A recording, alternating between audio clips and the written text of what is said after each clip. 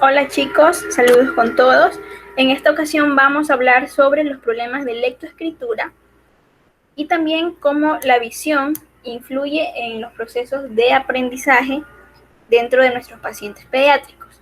Como los objetivos de esta sesión vamos a identificar los problemas de lectoescritura más comunes, también definir el rol del optometrista en los problemas de aprendizaje y el último objetivo que será proponer estrategias para disminuir la prevalencia y la incidencia de estas alteraciones desde nuestra área de acción.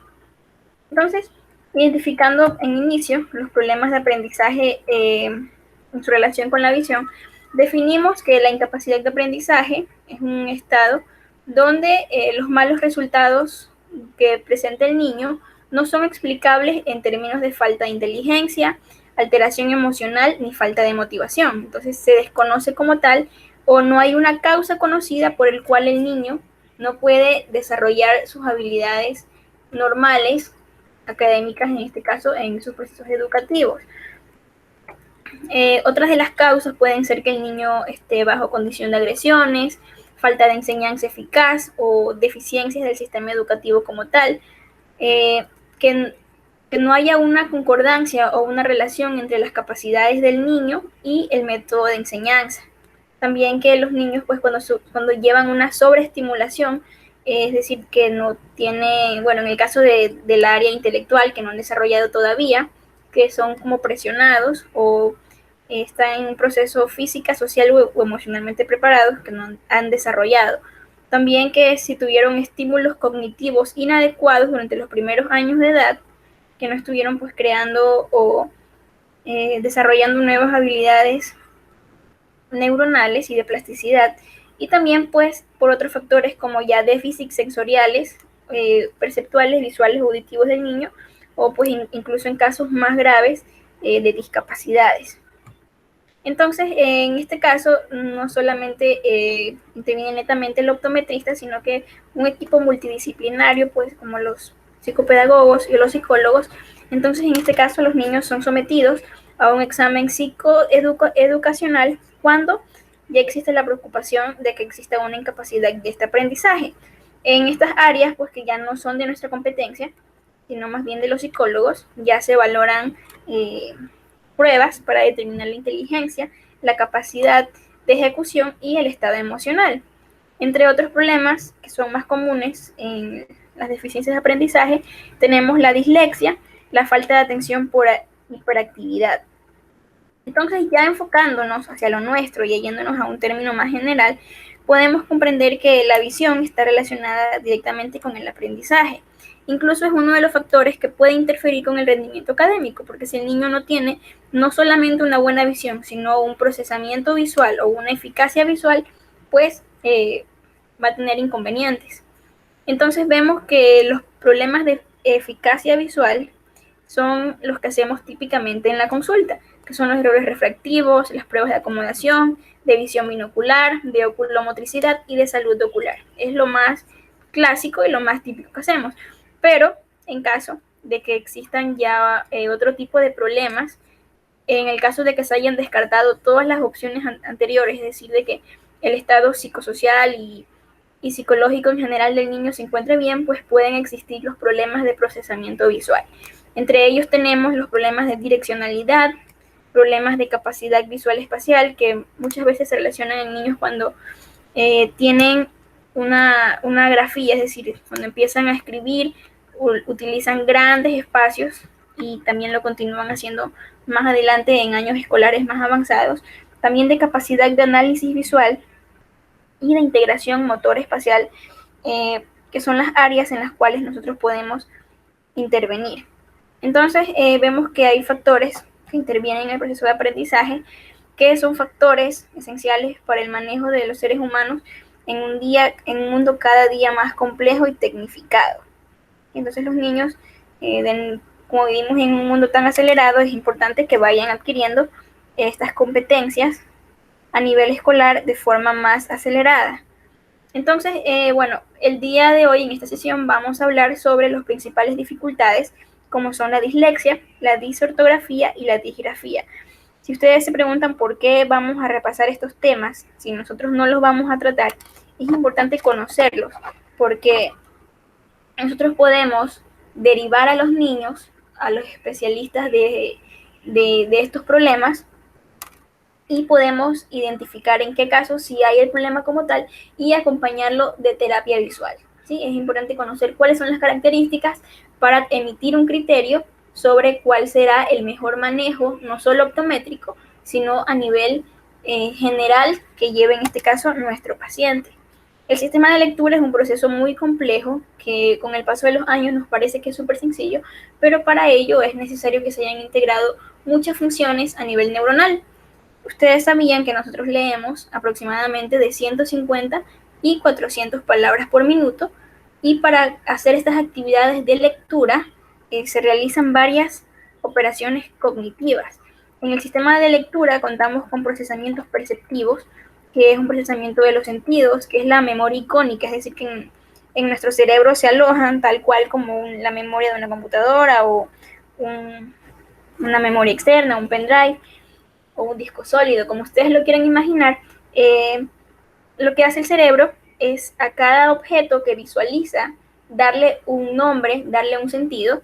Entonces ahí conocemos la memoria icónica, que también está relacionada con los recuerdos y el sentido que se les da a cada objeto y a cada palabra en este caso. También intervienen los movimientos sacádicos, que los valoramos en consulta también, los movimientos de fijación, es decir, que por cada palabra que leemos hay un desplazamiento a nivel de la fobia.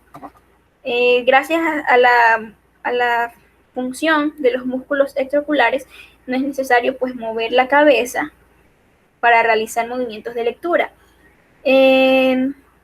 Uno de los problemas que se manifiestan, sobre todo cuando hay alteraciones con los movimientos sacádicos y de fijación, es cuando el niño utiliza el dedo para leer.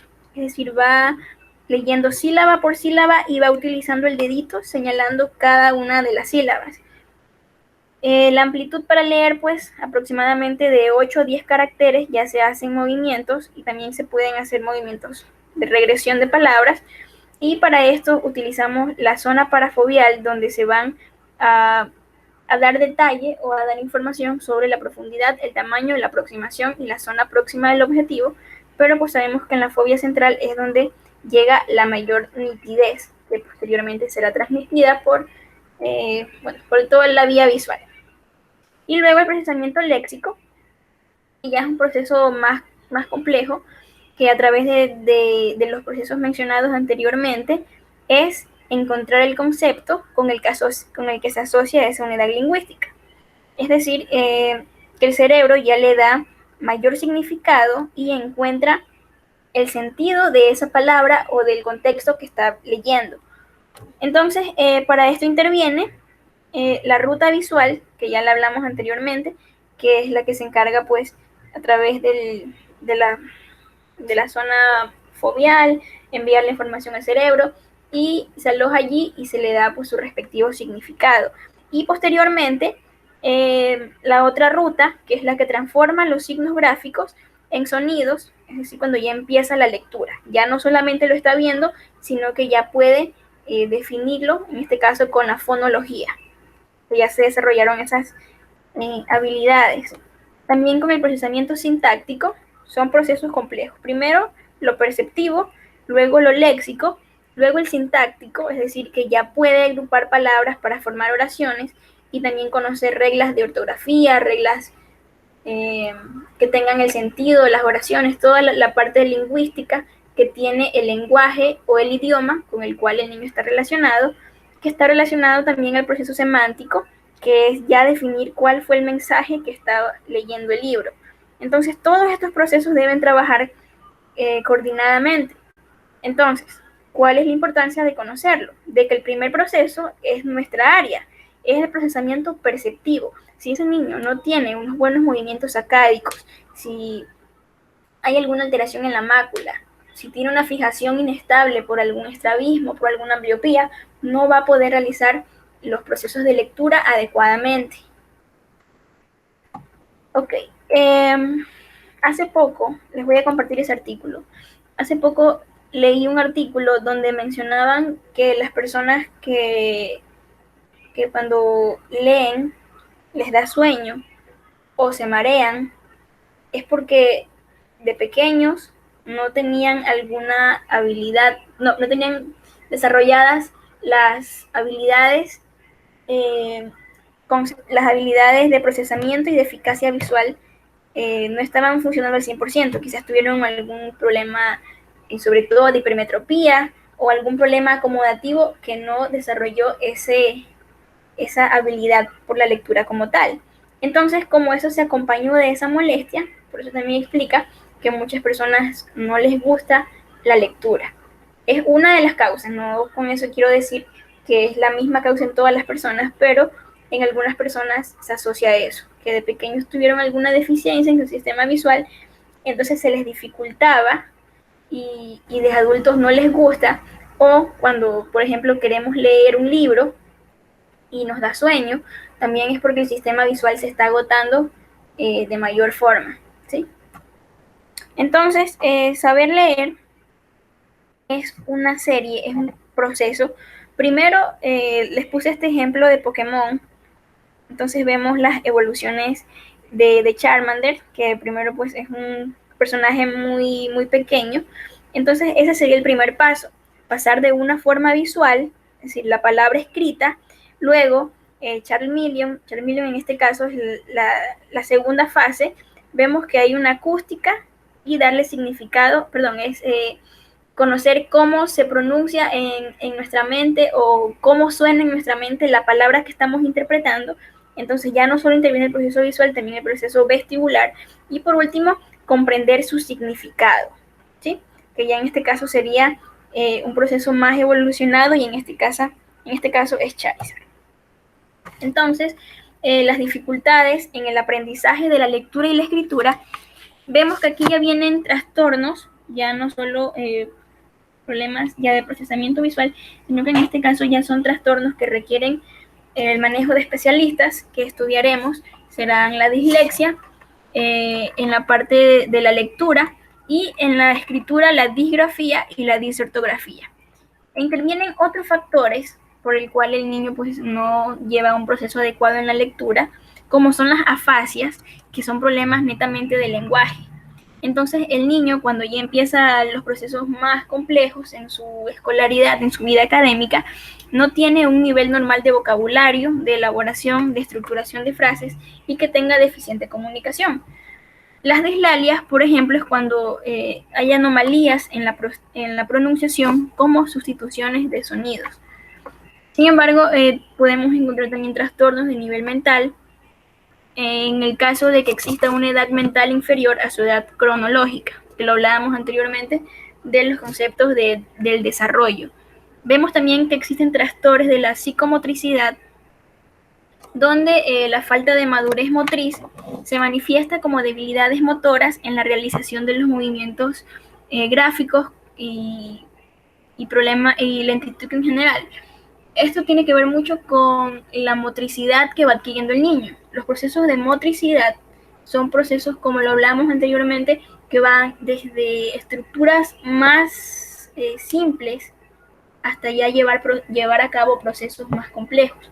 El simple hecho de ver a un niño que empieza a agarrar un lápiz cuando son bebés, cuando son infantes, agarran el lápiz y lo hacen con un movimiento tosco, hacen como un puño y luego empiezan a rayar. Luego vemos que ya va adquiriendo mayor destreza con los dedos, empieza ya a agarrarlo de mejor forma, luego hace mayor presión, cuando empiezan a escribir hacen mucha presión sobre el cuaderno y posteriormente ya pueden agarrar el lápiz de forma adecuada.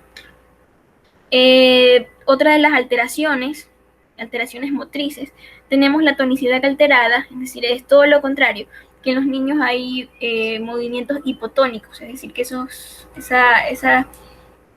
no tienen una fuerza adecuada para iniciar los trazos, las letras las dejan incompletas o mal terminadas, y pues en este caso son frecuentes las incinesias y los movimientos espasmódicos. También podemos encontrar incoordinación psicomotriz, que está unida a alteraciones neurológicas o emocionales que se manifiestan como dificultades motrices para agarrar el lápiz, y controlar los movimientos. Les repito, nosotros no podemos como tal manejar estas áreas ni rehabilitar a que el niño agarre bien el lápiz porque no nos compete, pero nosotros podemos identificarlo y remitir. Y en este caso, derivar al niño y aconsejar al padre. Entonces nosotros ya contamos con una base teórica que respalde lo que nosotros le estamos hablando al representante o al padre del niño. Entonces que no confundan de que, bueno, el niño es vago en la escuela, el niño no quiere escribir, no quiere leer. Valoramos la parte visual y vemos que aparte de lo visual, también el niño tiene problemas en su motricidad, podemos derivarlo y en realidad vamos a cambiar no solo el proceso escolar de ese niño, sino la vida general y a futuro que tenga nuestro paciente pediátrico, ¿sí? Nosotros, si el niño llega a nuestra consulta porque los padres nos comentan de que tiene problemas académicos, no nos quedemos solamente en valorar la agudeza visual, no solo valoremos los movimientos, una parte motora, y peor aún utilizar un autorrefractómetro. Eso no es ser un optómetra de calidad.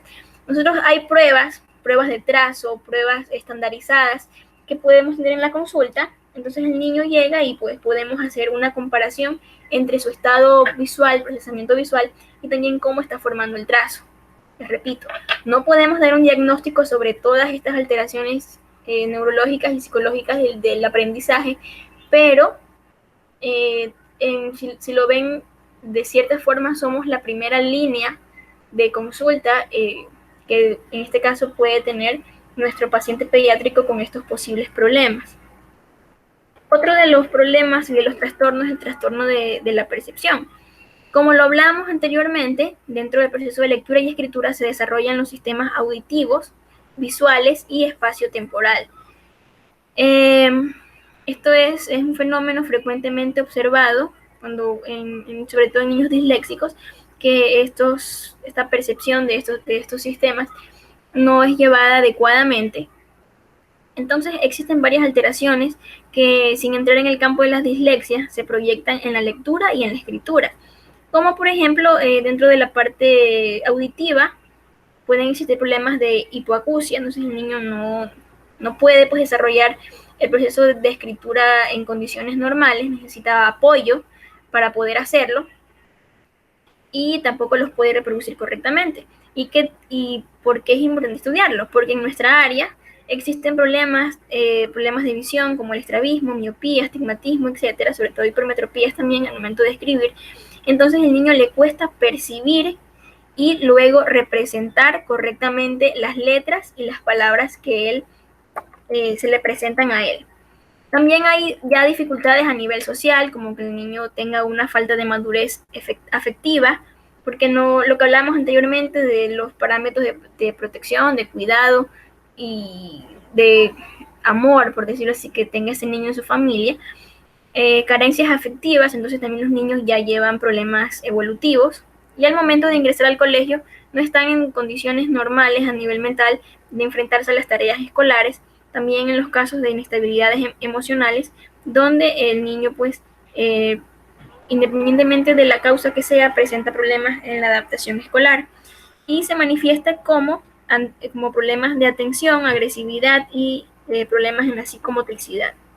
Entonces ya en los trastornos de lectoescritura que mencionábamos anteriormente, la dislexia, su significado etimológico, significa dificultad de habla o de la dicción. Es, como lo hablábamos, un problema del aprendizaje de la lectura, se manifiesta como dificultad de la distinción y memorización de letras, afectando tanto la lectura como la escritura.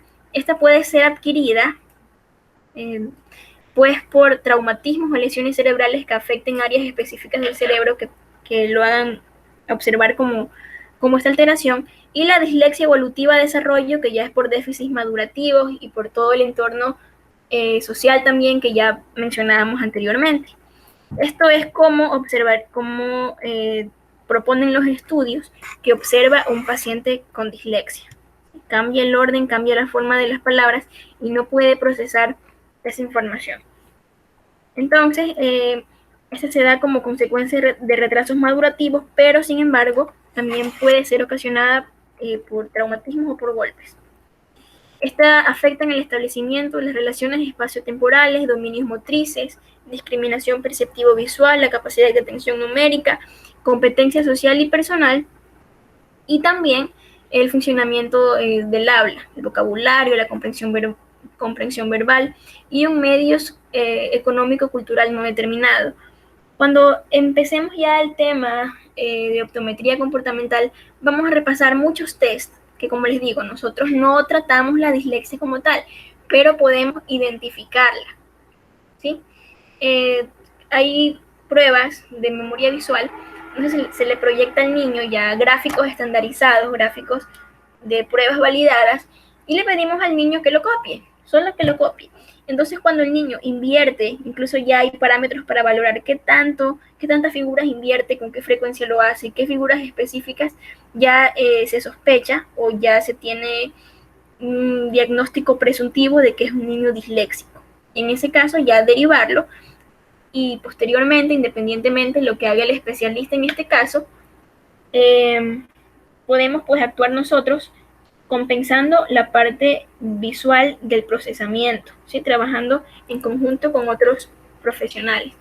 Les puse otro ejemplo que me parece súper interesante, cómo las personas con dislexia observan los textos, ¿no? Falta unas habilidades de procesamiento específico para que ellos puedan darle continuidad a los ejemplos. Por ejemplo, en este caso, ven palabras, entonces ellos quieren decir o piensan distinto y dicen extinto. Específico lo dicen como pacífico. Es decir, ellos tienen en su cerebro algo, pero al momento de expresarlo ya de las últimas fases que hablamos anteriormente en los procesos de aprendizaje, no lo pueden realizar.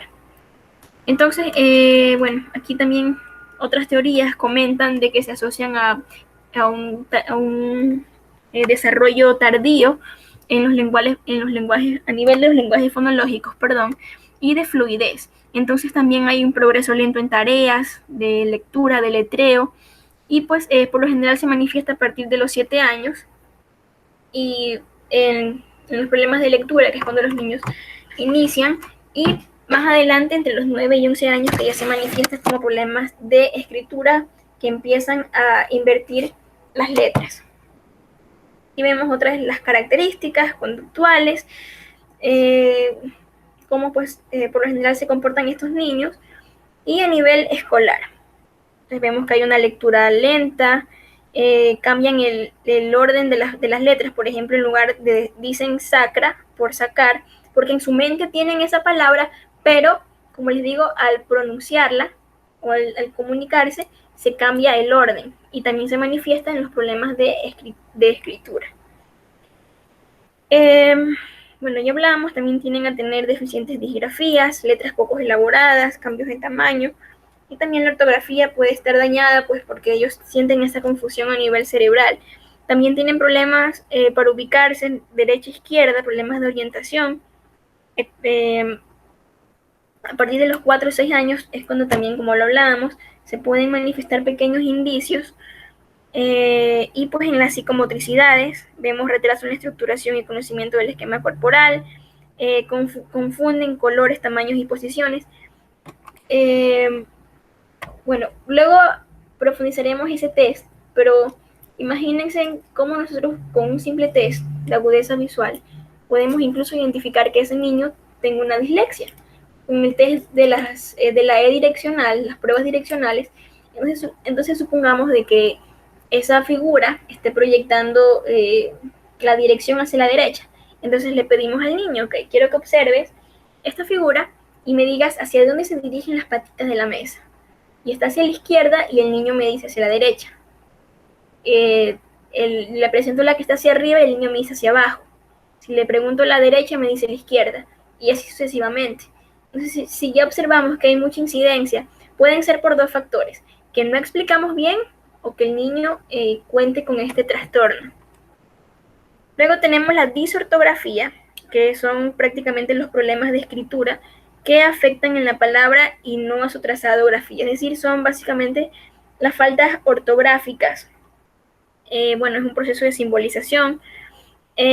Aquí no solo tienen que ver los procesos cerebrales y neuronales, sino también, pues obviamente, de que el niño contó con estas bases durante su proceso escolar, porque a medida de que se lo estaban enseñando, el niño no mantuvo una percepción auditiva adecuada que le permitía diferenciar estos sonidos, y también ya la parte visual, ¿sí? Donde el niño no puede, o sea, en los casos más complejos, él en su mente tiene que la palabra se escribe de esa forma. Estos problemas, como les comentaba anteriormente, no se consideran en casos de que el niño tenga pues problemas de desarrollo tardío, sino más bien es un niño que tiene condiciones normales, pero las presenta en estas áreas en específicas, es decir, que no integró todos los componentes necesarios para poder desarrollarlas.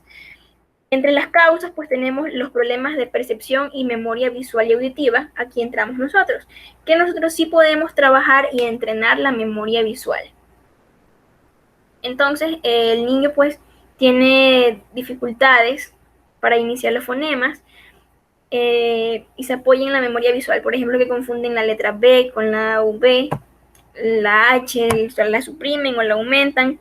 Los problemas de deficiencias a nivel espacio-temporal, donde no pues, bueno, invierten también las letras y necesitan, bueno, aquí también estos niños presentan la característica que hablábamos anteriormente, que van siguiendo cada sílaba con el dedo. Y pues las que ya son de tipo intelectual, donde existen bajos niveles de inteligencia, entonces los problemas ya intelectuales ya son directamente de la parte psicológica, y los problemas también muchos problemas de este tipo son tratados desde la terapia ocupacional, ¿sí? Entonces vemos que es un equipo complementario para que el niño supere estas actividades, pero pues nuestra área es netamente la parte visual, ¿sí? Entrenar esa parte visual. Hay otras causas como son de tipo lingüístico, donde el niño sustituye eh, las letras y lo pronunciará mal, y de igual forma la lectura estará igualmente defectuosa. También las causas de tipo afectivo emocional, los niños están, bueno, con un bajo nivel de motivación, y lo que hablamos anteriormente, las de tipo pedagógico, es decir, que durante los procesos pues el niño no comprende, o hay problemas dentro de la enseñanza que se le presenta al niño. La disgrafía, bueno, aquí hablamos de que el niño se confunde o escribe con mala ortografía. En este caso ya es la caligrafía, que ya son problemas de inhibición y control neuromuscular. Coordina pues la parte de la mano, la coordinación ojo-mano también, la coordinación de la aprehensión. Y pues aquí vemos que lo más importante es la visión y la transcripción de izquierda a derecha, la rotación habitual de los bucles, es decir, el proceso que lleva a la formación de una letra, y el mantenimiento correcto del lápiz o el dispositivo, el efebro, el marcador, el crayón con lo que el niño esté trazando. Hay varios reportes y bueno, en varios congresos se han presentado que en los casos de disgrafía han utilizado prismas. Entonces, el prisma pues lo que hace es desplazar la luz a una área foveal específica. Y al desplazar esa percepción luminosa es, bueno, les voy a compartir también los enlaces, donde se observa inmediatamente ubicar el prisma, cómo el niño toma mejor control del lápiz, cómo empieza a escribir mejor, y todas estas cuestiones, ¿sí? Que se deben ser desarrolladas en la infancia, porque pues posteriormente en la adultez puede ser un poquito más complejo rehabilitarlas. Entonces, cuando nos lleguen a nuestra consulta niños, porque la mamá piensa de que el niño necesita lentes porque tiene un problema de aprendizaje, no solamente, les repito, no solo son los errores reflectivos, es la parte de integrar y conocer los problemas que esté nuestro paciente, que presente nuestro paciente, perdón. Entonces ahí nos interesa conocer el historial natal, el proceso de embarazo, el proceso de parto, el desarrollo lingüístico, cómo fue que el niño empezó a hablar, el vocabulario, las frases, si el niño pues presentaba algún problema, el desarrollo emocional y pues otro de los parámetros son los historiales educativos, si el niño se cambió de colegio, si había ausencias continuadas, cómo es el proceso de enseñanza en la institución educativa donde se encuentra el niño, si también otros niños presentan el mismo problema, si el padre se ha dado cuenta de que el niño presenta dificultades lectoescritoras y dentro del historial médico, si ya existen defectos visuales, auditivos, epilepsias, lesiones cerebrales u otras enfermedades y también pues en la familia, si ya existen también otros problemas relacionados al aprendizaje. Esto es importante también conocer como para ir descartando, ir conociendo más frente a qué paciente nos vamos a encontrar. Entonces, para finalizar este tema, ¿qué hace el optómetra en estos casos? Como hablábamos anteriormente, en los procesos de aprendizaje, la acomodación y la visión binocular son los parámetros más determinantes que requieren mayor atención en la consulta. El control oculomotor es importante para mantener el sitio o continuidad de la información, es decir, que pueda mantener ese proceso de lectura continuado. Como por ejemplo, el niño tiene un problema en la convergencia. Entonces, el niño no tiene confort visual para mantener sostenida la convergencia y la acomodación, recordemos la relación acá. Entonces, este disconfort va a hacer que el niño rechace la escritura, la lectura. Entonces, el niño es un niño muy inteligente, ha desarrollado todas sus habilidades de forma normal, pero rechaza la lectura. Entonces, no es quizás porque él no quiera, sino que hace un sobreesfuerzo que se manifiesta como una fatiga y al no cumplir pues con estos procesos, se va a ver afectado su rendimiento académico. Entonces, también se ven afectadas el papel decreciente de la percepción de formas. Entonces, ¿qué debemos hacer? Inicialmente, hacer un examen visual completo. No solo presentarle la cartilla para dónde van las patitas o, bueno, el examen que no debemos trabajar porque nosotros somos y ustedes serán optómetras con criterio clínico, ¿sí? No solo esas pruebas, sino las pruebas de eficacia visual, que ya hablamos anteriormente, cómo son las pruebas completas. En las pruebas específicas, pues las estudiaremos más adelante. Entonces, el objetivo de los niños, que si bien es cierto, pueden llegar inicialmente a nuestra consulta o son derivados de psicología o son derivados en terapia ocupacional, no es solamente darle lentes para nitidez. No tenemos que preocuparnos de que el niño nos llegue hasta el 0 logmar o hasta el 20/20 y ponerle lente por ponerle, sino que el niño logre el mayor confort visual cuando realice sus actividades. Hay pruebas más específicas, obviamente que en estos casos es un examen visual más largo, no es un examen rutinario.